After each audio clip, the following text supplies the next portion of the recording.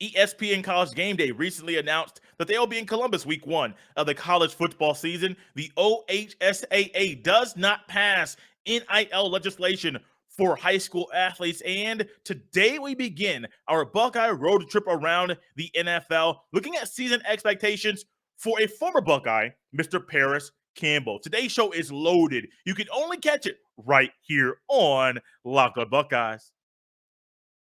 You are Locked On Buckeyes, your daily podcast on the Ohio State Buckeyes.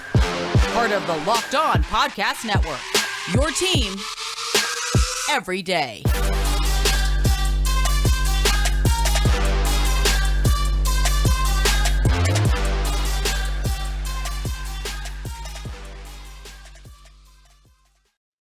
What is up, Buckeye fans? Welcome back to another episode of Locked On Buckeyes, part of Locked On Podcast Network. I'm your host, Jake Stevens, also the host of the Jake Stevens Podcast. It is Wednesday, May 18th in the year 2022, and I want to thank you for making Locked On Buckeyes your first listen or first watch of every single day. As a kid, when you heard that Santa Claus is coming to town, it put a smile on your face, and you began to anxiously anticipate his arrival. Well, as a college football fan, many of us, when we hear that ESPN College Gameday is coming to the campus of your favorite school, it puts a smile on your face, and we get that same feeling as an adult. And ESPN recently announced at an amazing time that game day will be in Columbus. Week number 1 on September 3rd for the opener for Ohio State as the Buckeyes host the Fighting Irish of Notre Dame. This game will also be on ABC, and it will be in prime time at 7:30 p.m. Eastern Standard Time. I like it. I love it. I want some more of it. And even a few months ago, I remember when Joe Buck went from Fox to ESPN. And there were talks that they were going to have to trade a game, ESPN and Fox were going to have to trade a game to make the Joe Buck deal go down. And people were wondering, people were nervous. They're going to trade the Ohio State Notre Dame game will not be in prime time. It would not be in prime time. And now I know I'm a little nerdy when it comes to the broadcasting. I don't know everything, but Fox has put their elite game, their top game at night to before. It's very, very rare since they've started the big noon kickoff, but there have been times they have put their elite game, their top game, where Gus and Joel are at 4 or even at 8 p.m. Eastern time. Rare, but it's happened. And I thought there was a possibility of that if Fox got it, it goes tonight. However, I didn't think this game was going to go to Fox. I thought this whole time it was ESPN opening weekend. They're going to do everything they can in their drafting system to make sure they get Ohio State and Notre Dame week number 1. It was going to be in prime time no matter what. It's happening. It's official. My thought, my belief about this was actually accurate, and I love it, man. I mean, this game screams prime time. 2 blue bloods in college football. 2 teams that are just, I mean, they're simple. You look at their jersey, you know what they stand for. You know what they have done throughout the history of college football. And the fact that they're meeting in the shoe right now, this year, when Marcus Freeman, first-time head coach, James Laurinaitis, coaching for the first time at Notre Dame against a school that he played at. Ryan Day still at Ohio State. Jim Knowles, first-time coaching at Ohio State, is against Notre Dame. I mean, name recognition, faces, this is what you want in college football. And you know what will make this game better? We might have to do a little bit more about this down the road, about some alternate jerseys. But you know what will make this game better? Is that if Ohio State does not bring out those red out jerseys, those color rush jerseys they wore them last year, I think against Penn State, don't bring those out. Bring out them All Blacks under the lights. All you fans in the stadium, wear all black. Find some black jeans. If you want to wear some black joggers, wear those. Ladies, we want to wear black jeans or black leggings. Wear black pants. Wear a black t-shirt, black jersey, black hat. I mean, black out everything. And bring out those black jerseys into the shoe. Now, I am an advocate. I am a pusher. And I will always say, every university needs to have an all black uniform. Everyone. I am a Colts fan. Indianapolis Colts NFL. Colts colors are blue and white. I think they need to have an all-black jersey. You can find an all-black jersey, find the colors scheme of your school, fit it in with an all-black jersey, and I do believe, man, that thing is going to pop. It's going to be amazing, and you have to reserve them only for big night games. Now, with college football, it's weird because the scheduling is interesting. You know the date of the games going into the season. A lot of times you don't know the TV channel the game's going to be on, and you don't know the time of the game until about sometimes a week previously, sometimes 10 days before the game is played. And so sometimes it's hard to know, like, man, are we going to play at 7? Are we going to play at 12? Are we going to play at 3:30? Are we going to play at 4? I mean, literally, sometimes it's that weird because 3:30 may be one network, 4 might be another network. You just don't know sometimes. But the fact that this game is going to be at night, we have so much time. And if Nike wants to make some money, because we know they do, go ahead and get those black jerseys ready, get the measurements out, and make this thing so much better than it's already going to be. Ohio State under the lights, facing up Notre Dame. It's going to be amazing. And I hope everybody watching or listening is ready and preparing to, if you're in Columbus or you're in the surrounding area, go to game day, man. Be there. Have a good time. Watch the game with some friends. Watch the game with some family. If you want to watch the game with some Notre Dame people, great. I already had some Notre Dame fans hit me up like, we got to stay connected the entire game. I'm like, hey, I'm here for it. I love it. Bring out those black jerseys. Bring them out. Bring them out. Bring them out. Bring them out. Trust me. Just go ahead and do that. It'll make it so much better. And you already know how youngsters and athletes, when I was 18, 19, 20, 21 years old, I love jerseys. I loved alternate jerseys. If you look in my closet, a lot of the jerseys I have, well, some of them are alternate. I have a Carlos Hyde jersey when he played for the 49ers, an alternate jersey because I love them. I have a Tracy McGrady, Orlando Magic, alternate jersey because I love them. And those are the ones that get more attention, get talked about more. And if you say that these are going to be on sale for a limited time, baby, wait to see how quickly those jerseys go off the rack or how much quickly they will say sold out on the internet. Didn't plan on going on a long rant about jerseys, but man, it's a great way to make this game a whole lot better. Ohio State, Notre Dame, under the lights in Columbus. Game day will be there. Baby, man, I cannot wait for the season to get started. Thank you for making Locked On Buckeyes your first listen every day. Make sure to go check out the Locked On NBA Big Board host Rafael Barlow from NBA Draft Junkies and author of the NBA Big Board newsletter is joined by Richard Stayman, Sam Ferris, and Leif Thulin, giving fans an in-depth look into the NBA draft, mock draft, player rankings, and of course, big boards. Of course, with the NBA lottery going down last night and the Magic having the first overall pick, I'm sure Rafael Barlow is already all over that. Go check it out. The Locked On NBA Big Board is free and available wherever you get your fine podcast. NIL. I mentioned it a couple days ago, and I had no idea that this vote was going to go down, but I did say NIL is not going to go away. It's going to be something we're going to be talking about for quite a long time, NIL and the transfer portal. Even at the high school level, it's something that the athletic associations representing the states and that the high schools and the youngsters and the parents and the teachers, administrators, the coaches, everyone is thinking about and talking about because it's that big of a deal. Well, the Ohio High School Athletic Association, or the OHSAA, recently had a vote. There are 817 member schools that are part of the OHSAA. 813 of those schools voted in this. There were 14 things that they voted on. 12 of the 14 things passed. One of the 2 that did not pass was NIL legislation for high school athletes in the state of Ohio that are under the OHSAA. There were 538 votes for no, 254 votes for yes. The proposal mirrored the collegiate proposal, which I think was very smart. Youngsters can't use school logos or uniforms in endorsement deals. That makes sense. And you cannot endorse gambling, alcohol, drugs, or tobacco. Something else that also makes sense. There are currently 9 states that have passed NIL legislation: California, Alaska, Kansas, Colorado, Louisiana, Nebraska, New Jersey, New York, and Utah. Now, the other thing that was failed in a vote was a little interesting to me. And I'm trying to find this exact thing here on this article, on the press release that the OHSAA put out, was something in regards to a player that is at a school that does not have a certain sport cannot transfer to another school that has that sport.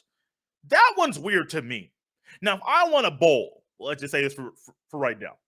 If I want to bowl and the school that I go to does not have bowling, I can't transfer or go to that school simply because they have bowling and I want to go there to bowl. Like, for athletic purposes, I can't do that. No.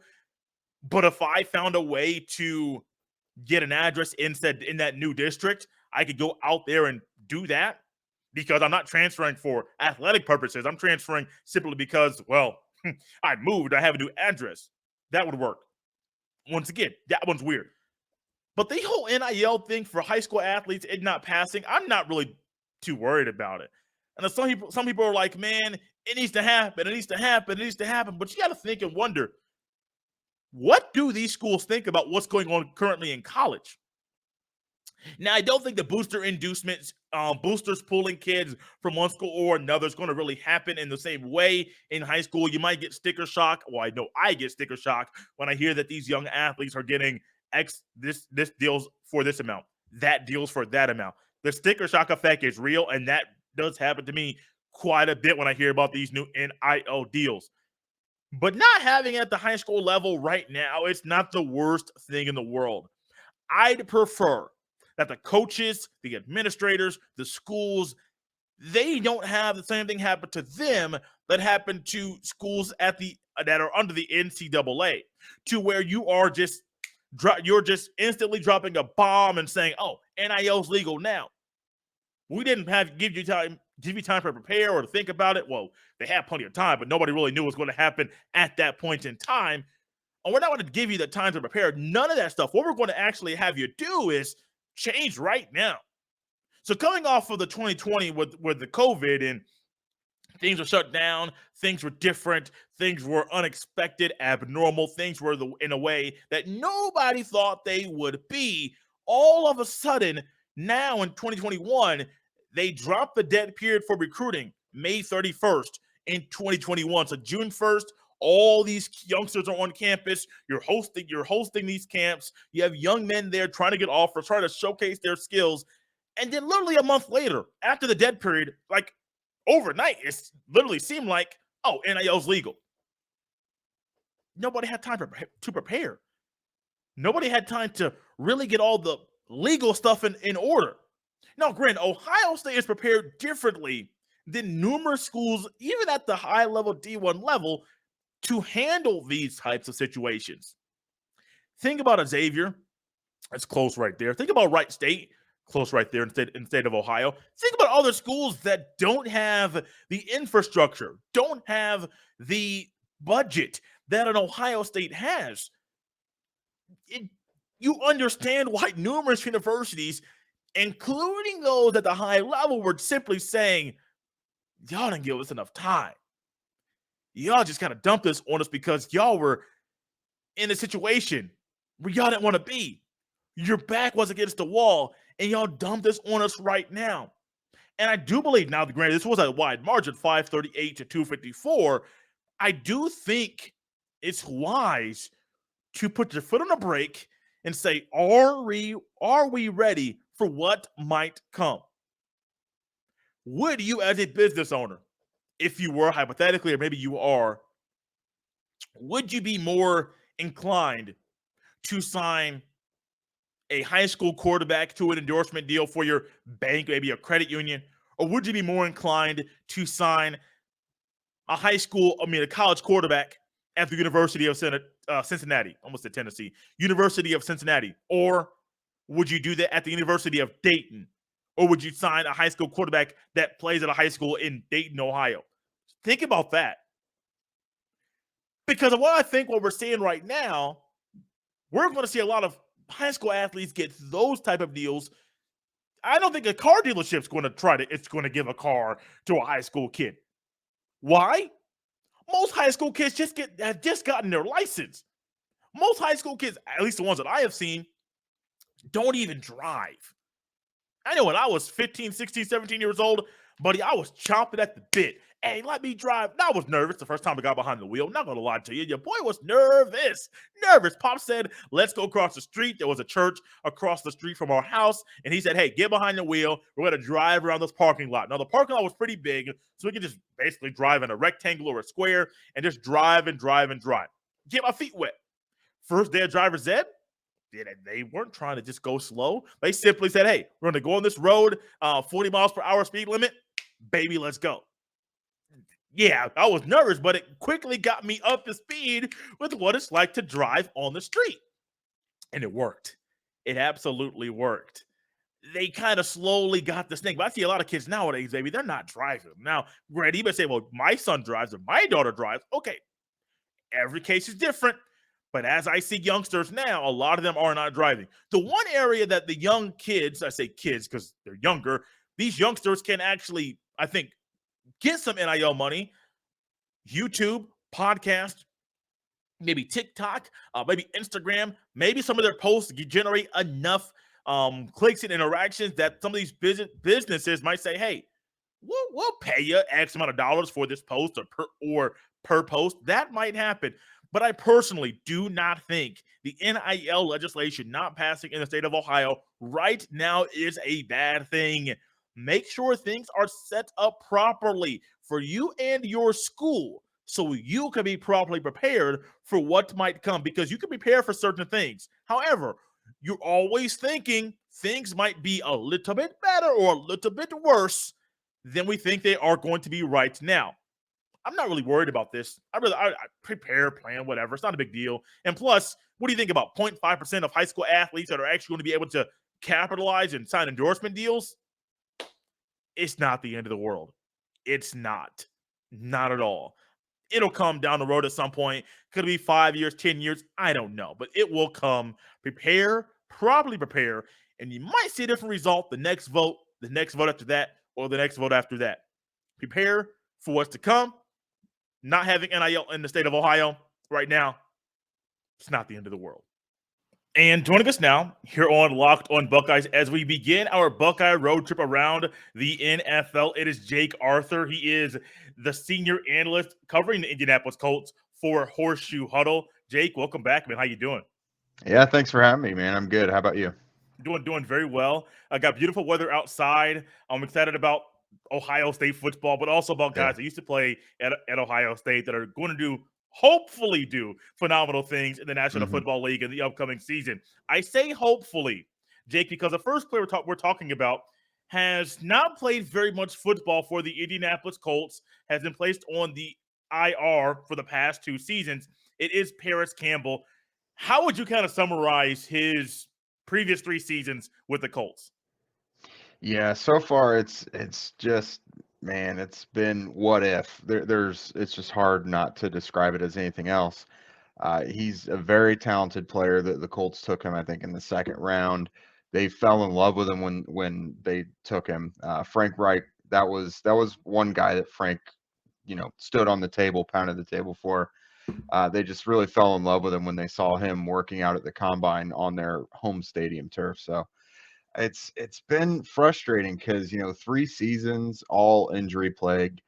The most he's played in a season was 7 games, and it's just freak stuff. Because as you know, he wasn't like hurt at Ohio State. He wasn't an injury guy there, but things just keep happening here, and it'd be one thing if it was a pulled hamstring or soft tissue stuff, but it's stuff that requires procedures and surgeries like every time. This freak stuff. So it's been disappointing because when he does get on the field, he's a playmaker. You can see it. He still has that speed. He can make guys miss. Last year, they started to get him into more of a role where he could stretch the field, which everyone knows he can do. He's one of the fastest guys on the field at all times. But man, if we could just see him for a full slate of games, it's just what if. I mean, yeah, that what if word is a great way to describe the things that I know Colts fans would love to say or how they may describe him. Because I know numerous people will just say it's a what if game. What Mhm. if he was healthy? What if he didn't have these knee injuries? I remember one year, 2020, I read that he had a MCL and PCL injury in a knee, and of course that derailed him. He went on the IR, I believe, in September of 2020. So really early in the season, Yeah, it was the he's all second game. dude. I'm like, Yeah, I'm like, my goodness, he just can't catch a break. But the right. Colts have a new quarterback looking to have more success at that position than they did last year. And I hope that something with Matt Ryan coming in, Matt Ryan can get a belief. And if there's the hope and if there's the ability, capability for Paris Campbell to even just stay on the field at some point this year, I hope Matt Ryan and Paris Campbell can create some connection so we can see a glimpse of what Paris Campbell can do in the National Football League. Yeah, for sure. If Paris can stay on the field, I think he would mesh well with Matt Ryan. It's been discussed a couple times, whether it's from Frank Reich or Chris Ballard, that having someone like Matt Ryan at quarterback will help young receivers develop his accuracy and timing and things like that. It puts guys in the right position. As long as they're doing what they're supposed to do, the ball should be where they can get it advantageously. And for a guy like Paris, who yards after the catch and stretching the field, those are like his two biggest things. They've compared having Matt Ryan now to Philip Rivers, the timing, the accuracy, things like that. And honestly, when Paris has looked best was with his one game with Philip Rivers. He was the best receiver on the field for the Colts. I want to say 6 catches for 71 yards or something like that against the Jaguars week 1 a couple years ago. He was the leading receiver. And then just the very next game, Harrison Smith comes down and pops him in the knee just in the wrong spot and puts him on the shelf for the year. So the talent's there. Old veteran quarterbacks who know what they're doing seem to like him. I'm sure Andrew Luck and him would have done well. Right. I do have high hopes for Matt Ryan and Paris Campbell. It's just literally about, can you see him for one game, 5, 11? No one knows. What kind of player do you think he'll be if he could play 10, 11, 12 games this year? Um, yeah, I just think so. I would imagine his primary. It's tough to say because they've tinkered with him in different roles Hmm. throughout his time. Just it's hard to peg him where he's going to be because of the Hmm. injuries. So initially he was the slot receiver, which of course would lead to a lot of underneath stuff, producing yak, things like that. But the last you kind of have to throw away 2020 because it was 5 quarters of football. Um, so we'll go with last year. He became more of a vertical threat, which Matt Ryan, he's an older guy, but he does still have enough arm to get the ball downfield. So I think primarily we might see him as a deep threat. That's what the Colts mostly need. Michael Pittman has things locked down as the X, the guy who's going to get a bunch of targets and kind of eat up the shorter and intermediate stuff. Michael Pittman can be that. But if they can get that field stretcher on the other side, and I think they want that to be Paris Campbell, he just has to be available. So I could see him being the big play guy initially. Um, if he stays healthy, I think he could fend Alec Pierce off their first pick. Um, I don't think they're in any big rush to get Alex Pierce some significant role. If he needs to develop a little bit, that's fine. And I think they would very much welcome Paris Campbell being another guy they can rely on. But with that said, I do still see some underneath stuff because they know yards after catch, just getting the ball in his hands is the way to go with that kind of guy. So I would still expect to see some of that, mix in some runs here or there. Uh, Basically, think of the discount version of what the 49ers did with Debo Samuel. That's kind of what a lot of people like to equate it to. It's not going to be a Debo Samuel role. Don't. No one listening should take that expectation at all. It's just some form of it because they have similar skill sets. Right, right. I think everybody understands there's a difference between Yeah. Debo Samuel. Well, I hope they do between Debo Samuel Hmm. and Paris Campbell. Last but not least, contract situation. I don't know where he currently stands. Oh, this is year 4 for him, going Hmm. into year number 4. Where does his contract currently stand with the Colts?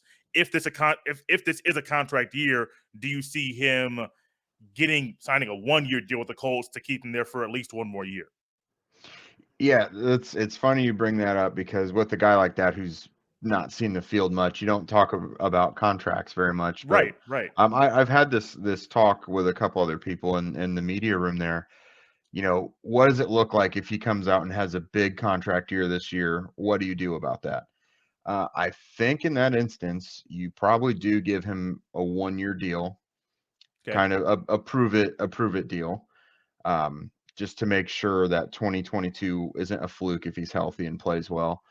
I don't think he'll command a ton of money just because no one will want to put that much money into someone who will have only had one healthy season.